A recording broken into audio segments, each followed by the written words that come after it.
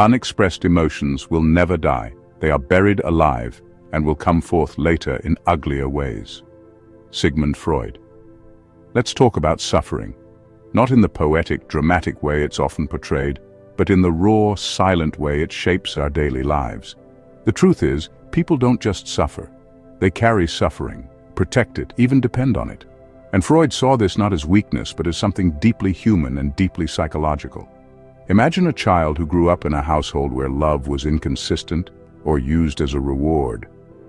That child grows up believing they have to struggle to be worthy of love.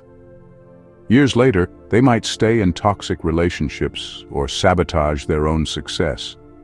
Not because they enjoy suffering, but because it feels normal, safe, familiar. Freud called this the repetition compulsion. The mind keeps returning to old wounds, hoping for a different outcome, like a scratched record looping the same painful line. And what's worse, most of this happens beneath our awareness. We think we've moved on, but our choices tell a different story. Letting go of suffering sounds simple, but in reality, it often feels like letting go of identity, history, or protection. For many, pain has been their only constant, and so they hold it close, even when it's poisoning them. If we want to understand ourselves, we have to ask not just why we suffer, but why we keep choosing to. Freud didn't offer easy answers, but he gave us a flashlight to explore the darkness. The rest is up to us. Number 1, suffering becomes identity. Let's be honest. Some people don't want to heal, not because they enjoy suffering, but because it has become part of their identity. It sounds strange at first, but when you look deeper, it makes unsettling sense. Imagine someone who's been told all their life that they are too sensitive, too broken, or too difficult to love. Over time, they stop questioning it. They start to wear that pain like a name tag. Their sadness becomes a language they know how to speak fluently. Their suffering becomes the lens through which they see themselves and the world. Without it, they wouldn't know how to describe who they are. In psychology, this is known as identity fusion with trauma. Freud explored this through the concept of internalized conflict. A person might unconsciously hold onto pain because it once served a purpose. It gave meaning to chaos. It helped explain why things hurt. It became a structure in the mind. This is why some people panic at the idea of peace. If they stopped suffering, who would they be? What would they talk about? How would they connect with others? Pain gave them community, attention, even a form of power. It became their story, and healing sometimes feels like erasing the only story they've ever had. Philosophers like Nietzsche even argued that suffering gives people a sense of depth. That's why the tortured artist or the tragic hero feels more real to us than someone who is simply happy. We associate pain with insight. So for some, letting go of pain means letting go of what makes them feel significant or unique. Take the example of someone who has survived years of emotional abuse. That experience becomes the centerpiece of how they view relationships. They know how to protect themselves, how to expect disappointment. It becomes their emotional map. But ask them to believe in love again, and they freeze. Because to accept a new reality means to rewrite everything they believed about themselves and others. That's terrifying. So when we say people are stuck in suffering, we need to understand that it's not always about stubbornness or weakness. Sometimes suffering is the only place they have ever felt seen. And giving that up means stepping into unfamiliar emotional territory. That takes more than courage. It takes a complete shift in selfhood. Number 2, the unconscious seeks repetition, not healing. Let's talk about something uncomfortable but true. Your mind is not always trying to heal you. Sometimes it's just trying to repeat what it knows.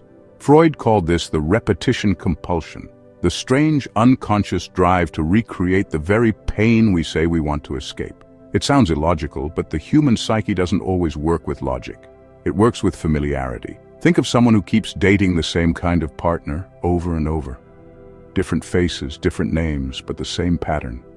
Emotional neglect, manipulation, chaos.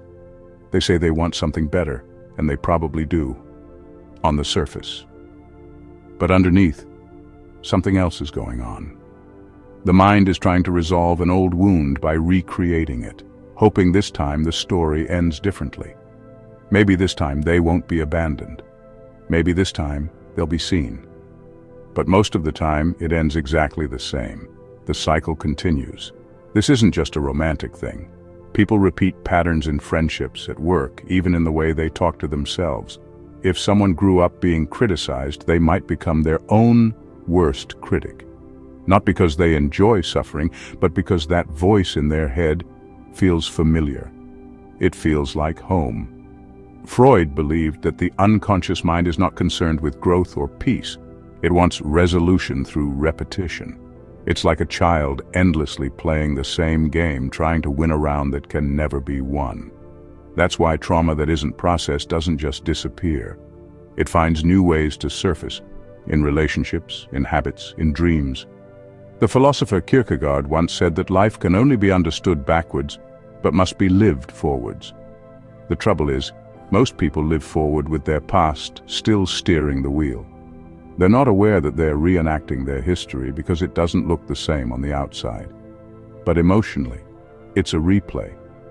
Breaking this pattern takes awareness, not just of what happened, but of how it still lives inside you. The unconscious can't be changed through willpower alone. It needs to be made conscious. You have to see the loop to step out of it. Otherwise, you will keep calling it bad luck or fate, when in truth, it's your own mind trying to heal by repeating what hurt you the most.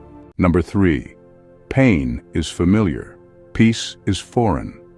Let's break this down with honesty, not sugar. Some people say they want peace, but when they finally get it, they sabotage it. Not because they are broken, but because their body, their nervous system, their entire emotional memory is wired to expect pain. If you grew up in a chaotic home, maybe the shouting came out of nowhere. Maybe love came with conditions. Maybe you had to walk on eggshells. Then your brain adapted. It learned that tension is normal, that calm is a setup, that peace never lasts.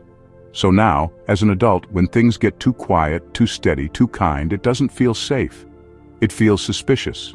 Your nervous system doesn't trust peace. It doesn't know how to relax into it. Instead, it goes looking for the next hit of chaos, like an addict returning to what's familiar, not because it feels good, but because it feels known.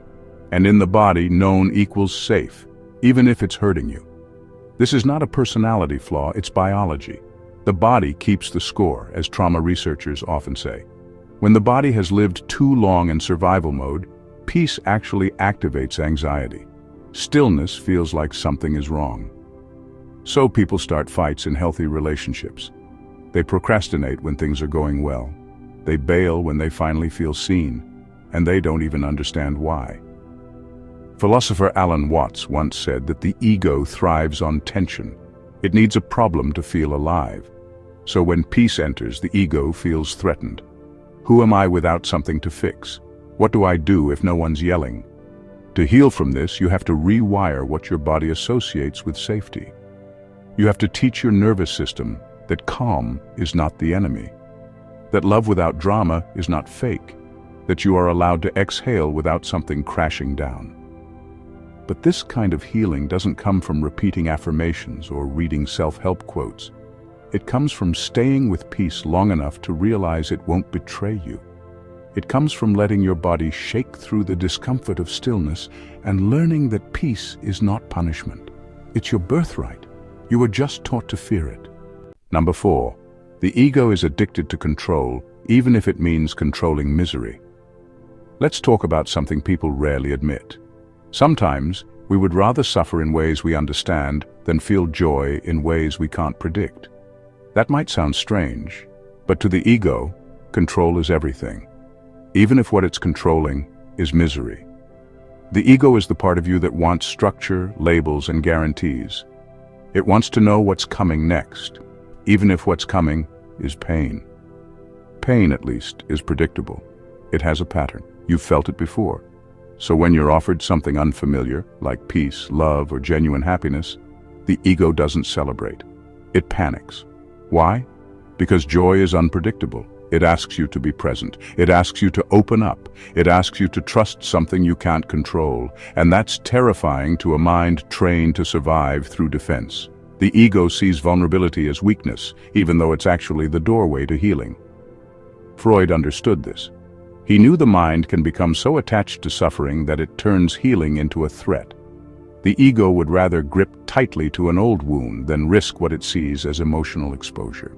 So it convinces you that letting go is dangerous. It whispers things like, "What if this happiness doesn't last?" Or "You're just being naive." And just like that, you retreat. Back to what you know, back to control, back to misery.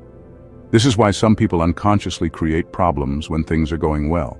They pick fights, they self-sabotage, they delay success.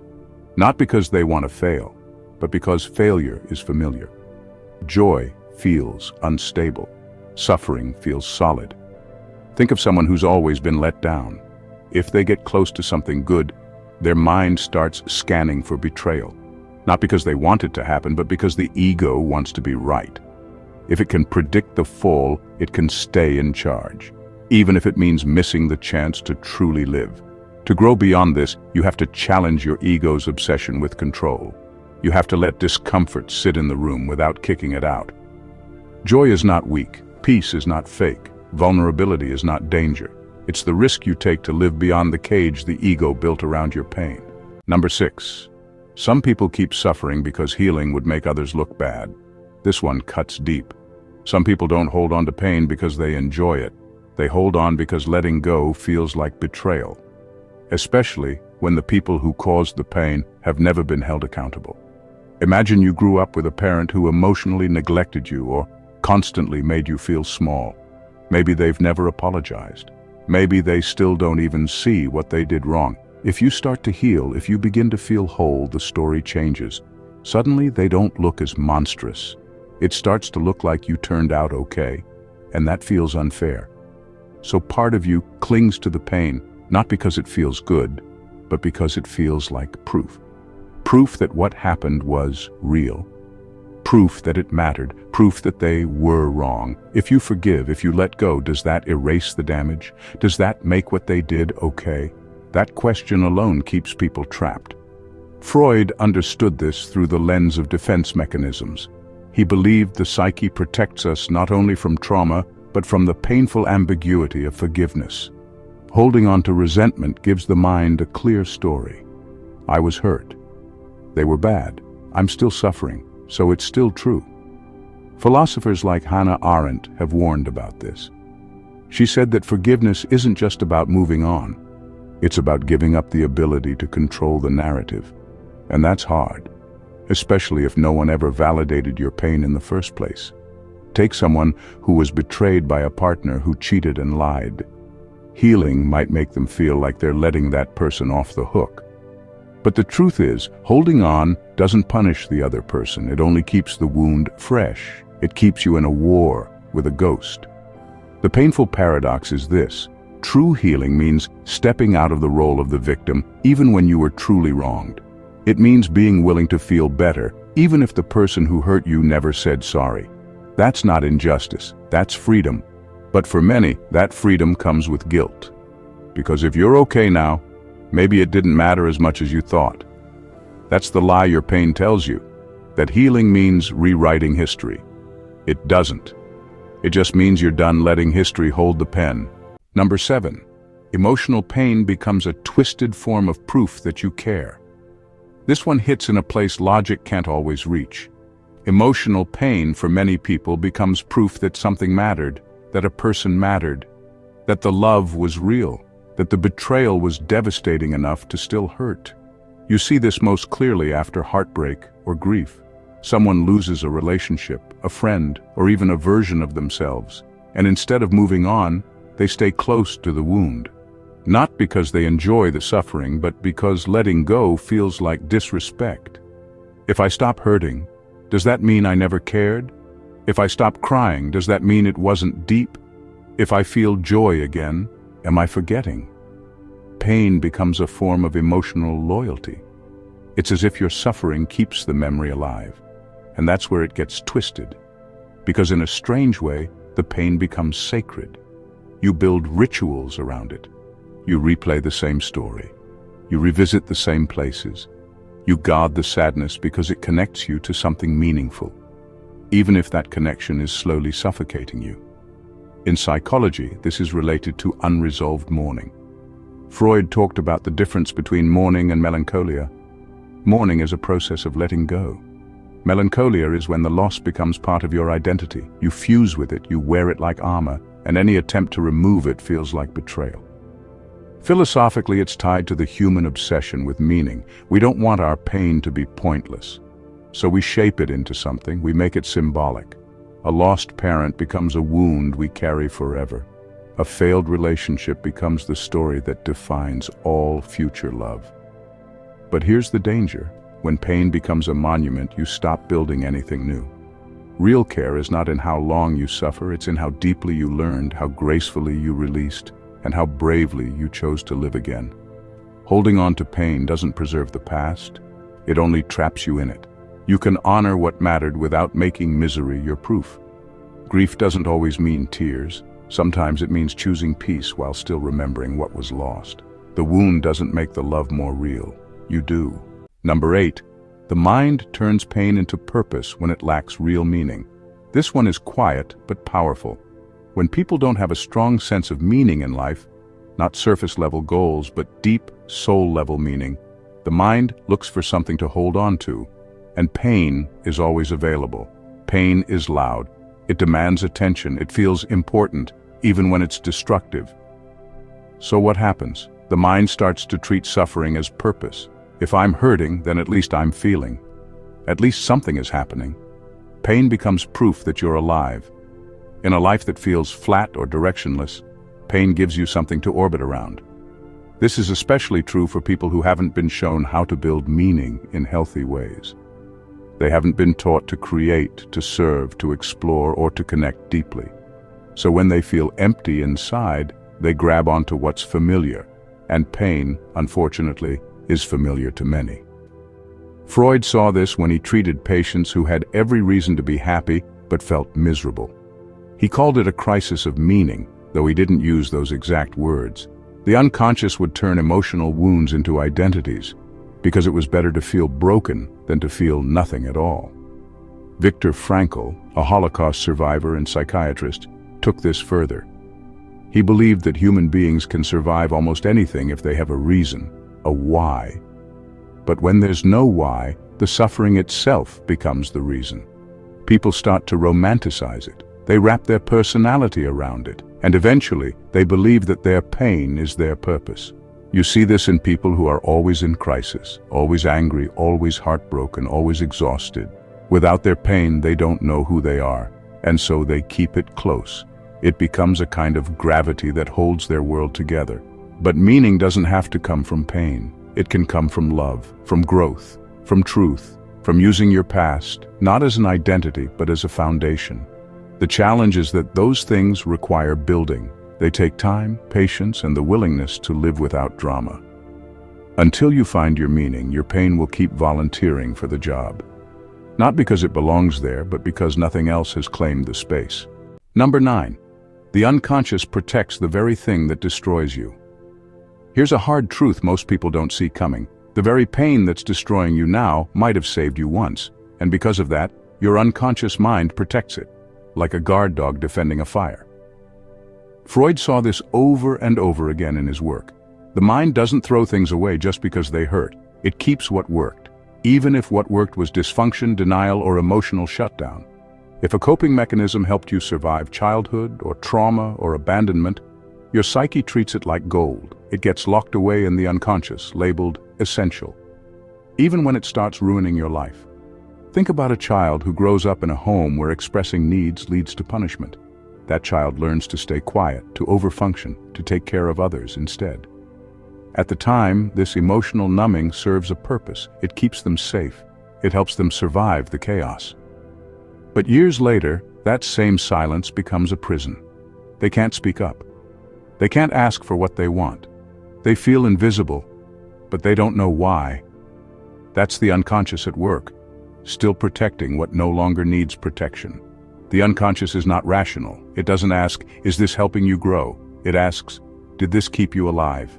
If the answer is yes, even once, it locks it in. It builds defenses around it. So now every time you try to break the cycle, the mind pushes back. You feel resistance, confusion, fear, not because healing is wrong, but because it's unfamiliar. To the unconscious, unfamiliar equals unsafe. This is why people repeat the same toxic relationships, avoid good things, or sabotage their own success. The pain is familiar. The protection has become the prison. Philosophers like Carl Jung took this even further. He believed the shadow, the unconscious part of us we reject or ignore, contains not just our darkness, but our potential. To heal, you have to face the part of you still guarding the pain. Not with force, but with understanding. Ask, what purpose did this serve? Then ask, do I still need it? The mind doesn't let go easily, but once you see that your suffering was once a strategy, you can stop fighting it and start rewriting it. What saved you then is now asking to be released. You survived. Now you're allowed to live. Number 10.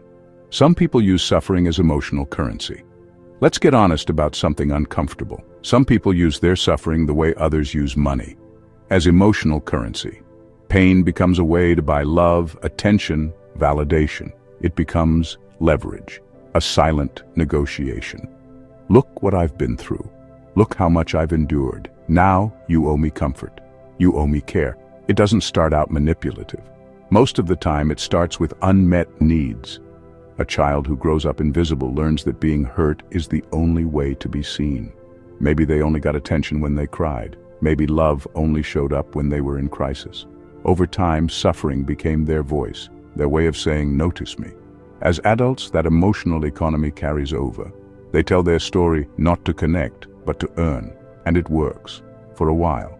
People respond to pain. They give sympathy. They soften. They stay.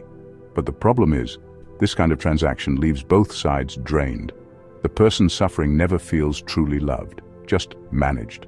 And the person giving the sympathy eventually feels trapped. Freud would say this is a defense mechanism layered over deeper fears. Fear of being unworthy, fear of abandonment, fear of not mattering without a wound to prove it. When you haven't been taught how to receive love freely, suffering becomes the currency you trust. And it's hard to let that go because without it the question becomes, what else do I have to offer?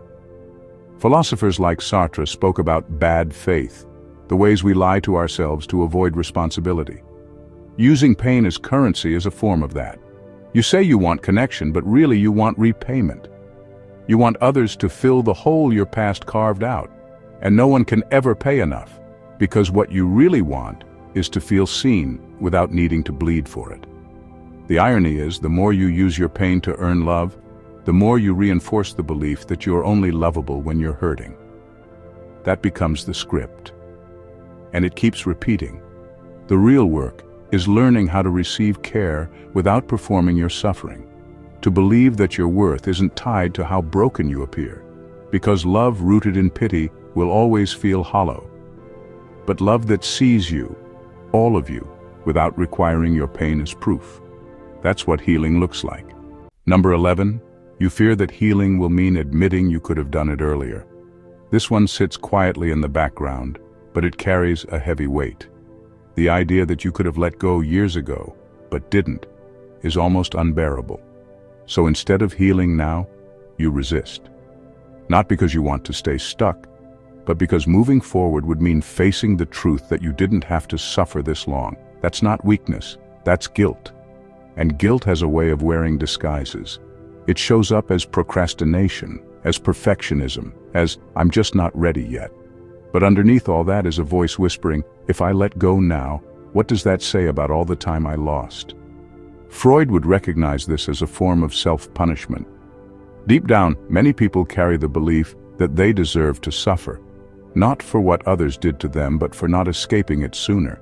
So they stay in the pain, not out of need, but out of a quiet sense of shame. It becomes a penance. But here's the psychological twist. Staying stuck doesn't undo the past. It doesn't reclaim lost years. It just steals more of them. And the longer you wait to heal, the heavier the guilt becomes. The cycle feeds itself. Pain justifies the guilt, and guilt justifies the pain. Philosophers like Camus spoke of absurdity, the human need for meaning clashing with a world that doesn't always provide it. When we look back at our own pain, we want it to have mattered. We want to believe it served some higher purpose. But sometimes it didn't. Sometimes it was just pain, and that's hard to admit.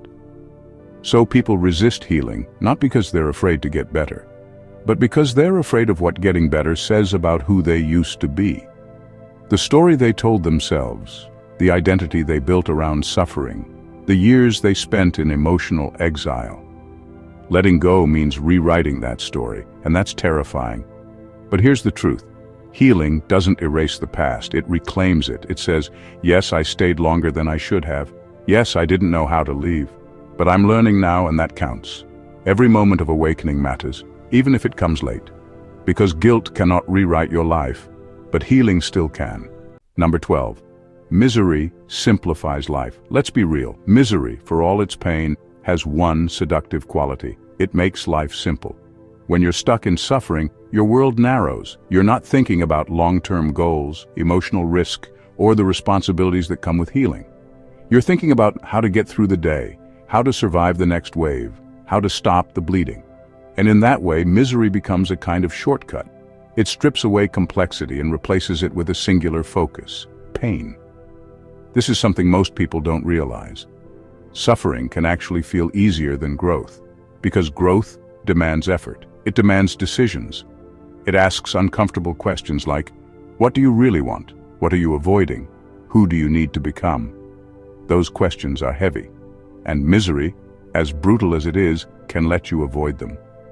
Freud understood this as the mind's tendency to seek secondary gain. Even if the pain is unwanted, it offers protection. Misery shields you from the mess of life. You don't have to take emotional risks in relationships if you're too broken to try. You don't have to chase purpose if you're too exhausted from sadness. You don't have to confront your fears if you can hide behind your suffering. This is the false clarity pain creates. Everything gets reduced to one idea: I'm hurting. And while that may be true, it's not the whole story. It becomes a lens, not a mirror. You start to see everything, including yourself, through that singular frame. And anything that threatens to pull you out of that frame feels chaotic, disorienting, even dangerous.